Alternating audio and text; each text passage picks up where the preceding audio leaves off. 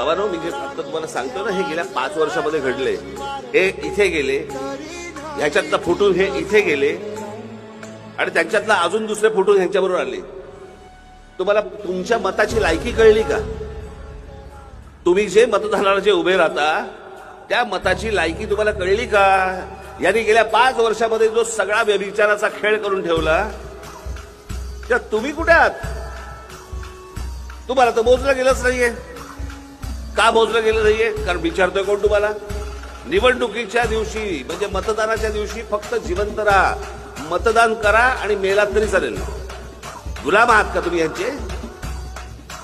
नोकर आहात यांचे? तुम्ही एका विचाराने म्हणून ह्यांच्या पाठीशी उभं राहायचं, मतदान करायचं आणि ह्यांनी कुठेही विकलं जायचं. तुम्हाला ह्याला मतदान केल्याची लाज नाही का वाटत? शरम नाही का वाटत?